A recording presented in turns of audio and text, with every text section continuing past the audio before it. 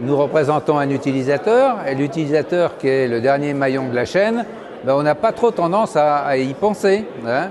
Les pétroliers d'un côté, les distributeurs, les constructeurs automobiles ont tendance à faire leur petite cuisine en interne, et puis l'automobiliste, il se débrouille, hein, il fait comme il peut, il va chercher les informations où et comme il peut, quand il peut les trouver, les chercher. Donc ce type de colloque est relativement intéressant dans la mesure où il peut renverser cette tendance et faire en sorte que le dialogue passe sans qu'on aille dans des débats qui durent, mais que les messages puissent être passés.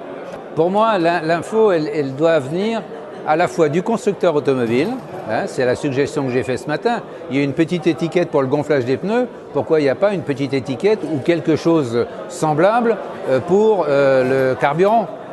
Et ça doit être aussi au niveau du distributeur. L'utilisateur ne doit pas avoir les frais, ne doit pas faire les frais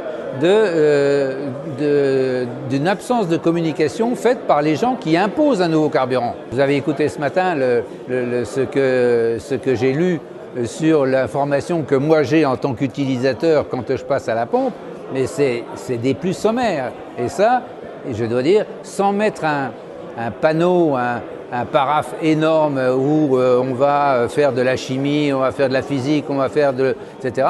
Au moins pouvoir aider beaucoup plus l'utilisateur, l'automobiliste, pour qu'il ait beaucoup plus confiance dans le produit qu'il va utiliser.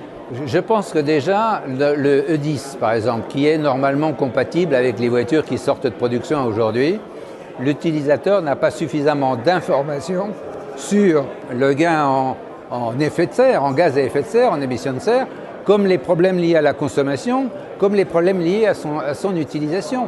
Aujourd'hui, il n'y a pas de débat et c'est une communication marketing, ce n'est pas une communication d'information de l'utilisateur.